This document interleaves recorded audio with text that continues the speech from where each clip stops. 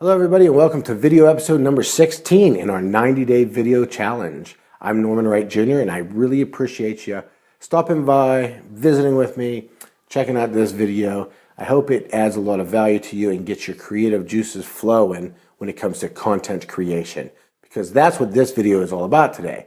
7 ideas for creating effective and powerful content. We all run into stumbling blocks when we're trying to come up with the next idea to do either a blog, a podcast, or a video on. Well, so I thought I took the liberty today just to sit down and map out 7 different techniques or starting points, if you will, for you to consider in creating your content. Now, it's not an exhaustive list. It's just 7 ideas. And if you want a more detailed list, please visit our website at dxdigitalmarketing.com for more information. That being said, let's jump right in here to the iPad and take a look at these ideas. And we are reviewing content creation ideas. This is not an exhaustive list. You can find more information on this on my website at dxdigitalmarketing.com. But this is just to help you with some 7 quick little tips. Just get your creative juices flowing today. Again, I want you to just get out there, get started. Don't be limited by your perceived lack of creativity, because we're all creative in some fashion. So let's get started. So these are 7 content generation ideas I want to share with you. So the first one is create how-to posts, podcasts, or videos. People love to learn how to do things. When they type it into Google, like, how do I do this? People type in sentences nowadays, not just keywords, and they will type in how to do something. How do I, use BossJock, for instance, or how do I use iMovie on my iPad? They'll type in that sentence. So number 1, it helps you in the search engines. And number 2 is, if you can be a resource to teach people things, they're going to want to come back to you time and time again, because they know that you will provide them with the accurate information. So think about how-tos as part of your content marketing editorial calendar, if you will. So next one are the top ways. So the top ways to accomplish something, or the top ways to do something. Again, these are little verbal triggers, or little triggers that get people to say, I want to know that. And a lot of when you're creating content online is piquing people's curiosity, really. I want to know the top ways to solve that problem. And that's why you use these kind of terms when you're creating your online content, whether it's podcast, video, or blog posts. So the next one is the list. Create lists. People love lists because that's like, they know that they can always come back to that list if they ever need to find something. If you create a list that's related to your industry or your marketplace, people will always know to come to you first, because you've been reliable in getting them key lists that will help benefit them in their day-to-day lives, whether it's business to business or business to consumer.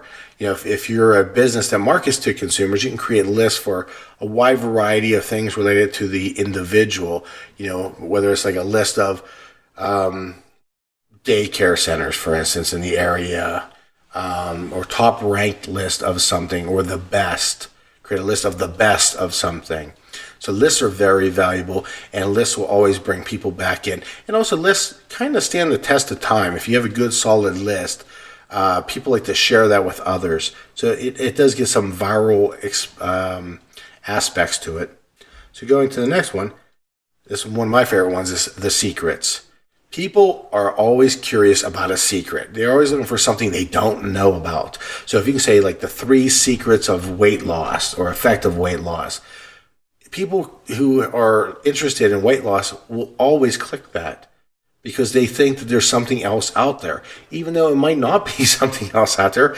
It might be something they've already seen before, but you might package it and phrase it a different way that is more appealing and resonates better with them. So take that into consideration when you're creating your online content. Can you write a post or create a video or do a podcast that focuses on like the secrets? Maybe it's like the 7 secrets to something, the 7 secrets to success, the 7 secrets to content marketing strategies, things like that. So secrets is one. Next one is 101. Now, 101 is an exhaustive 101 list of something. Now, I already talked about lists, but when you have something that says 101, for some reason people will think it's like an all-encompassing, such a big list that they're going to get every answer to that particular question solved from that list, if that makes sense. Now, one thing to take into consideration too is, mix and match these things. You can say 101 secret ways to solve a problem. And so you can take all these little 7 tips I'm giving you here and mix and match them together to create even more variation to your content creation. So 101 is also great for pillar posts that people come and reference time and time again, and also share with others. Okay, so next one is reasons why and reasons why not. So you can write, the 7 reasons why you should do something. But also, equally as important, if not in a lot of cases more important, is 7 reasons why you shouldn't do something. For some reason, people gravitate toward that. Like, oh, I shouldn't be doing that? Like the 7 reasons why you shouldn't use Facebook. And then, of course, when you get into the blog post, depending upon your audience, depending upon your content, you can work it any way you see fit to get your information across to them and convey your message effectively to them. But they like the whys and why nots. The reasons why they should be doing something or the reason why they shouldn't be doing something. So that is a great angle as well in writing your content or creating your content. And then lastly, interview experts.